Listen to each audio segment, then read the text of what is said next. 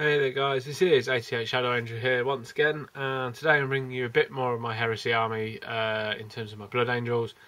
And today I'm bringing you the Chaplin from the Betrayal at Calth box set, and I absolutely love him.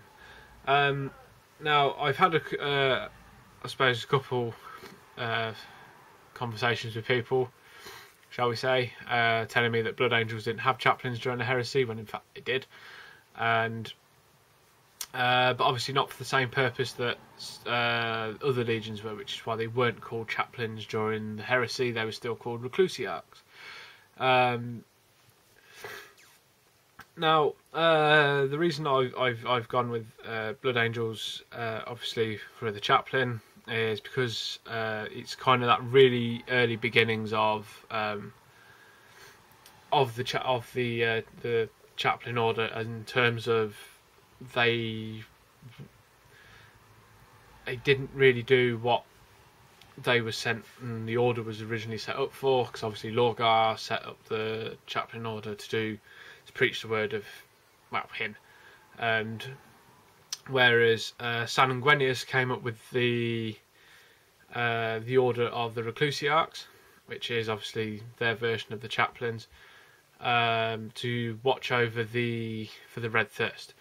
The Red and Black Thirst, well, Black Thirst didn't exist during the Heresy, so things like Death Company and all that didn't exist. However, the Red Thirst was somewhat prominent in the Heresy, due to obviously the Blood Angels' thirst for war and blood kind of thing. So it was kept a bit more in check with Sanguinius still being alive. But there were, if you read through the fluff, there are cases where they fall too far and start going on, let's say, vampiric rages and eating and slaughtering enemies to the point of far too, barbaric, monstrous. And obviously he got to the point where there was too many for Sanguinius to deal with on his own, so he set up this order. So he set up the Reclusiarch order to keep that secret of the Blood Angels, and to effectively execute people, to execute fallen angels to the Red Thirst. And yeah, so I've come up with my own Chaplin. He has his own name and stuff like that, because Chaplins there was no order system to them. They were kind of just there, and I don't know what it was. I think I quite like there's a slight difference to this Chaplin in terms to a lot of other Chaplins that you can buy, because he's the first one I've seen that isn't stood in some quite heroic pose, stood over something, stepping down on something, isn't statuesque. He's walking through a battlefield, basically wielding a plasma pistol and his Crozius, and something to me kind of said that,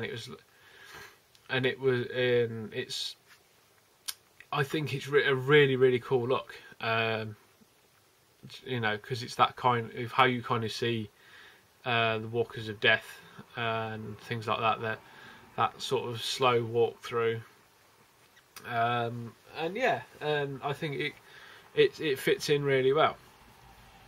Now, saying that, I've gone with the traditional black armor, because it varies with Blood Angels in terms of whether they wore like a really dark red, and I didn't want to go too dark red because then it would look like Word Bearer, but at the same time I didn't want to go bright red because it just looked like a Blood Angel. So I've gone with the standard black armor, because they were Death Walkers effectively, but obviously kept the red shoulder pads. He does have the Blood Angel symbol on his left shoulder pad, but in terms of the dark red, I thought it'd look cooler as a cloak, the cloak colour,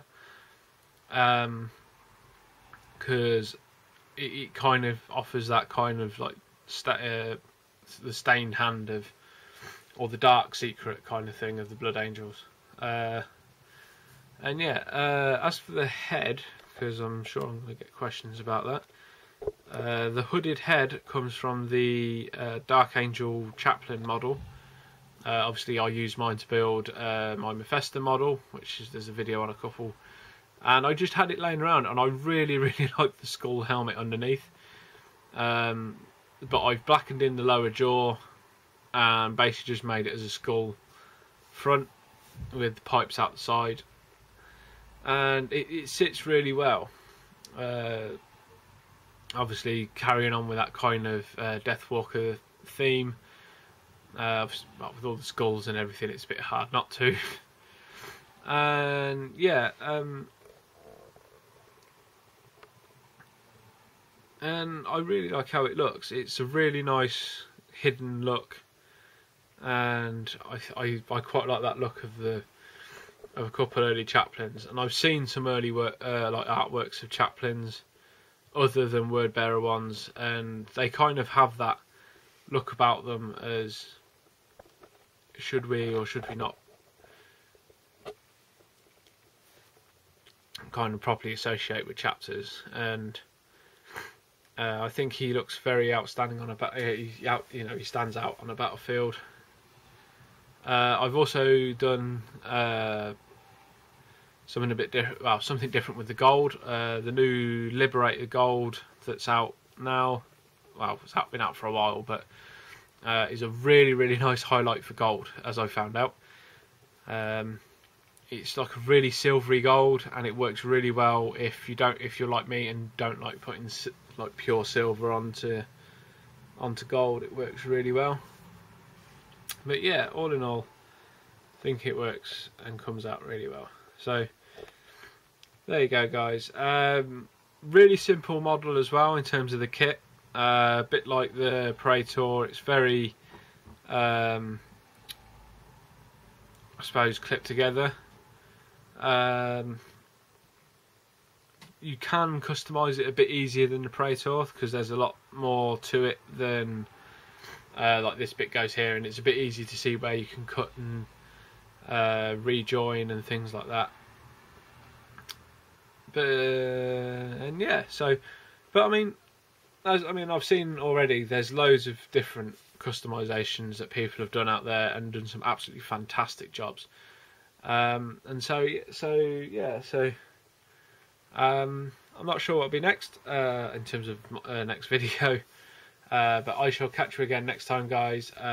Thank you again for all the likes and subscriptions, all the messages, comments, and everything on here, on the Facebook page, and over on Instagram as well.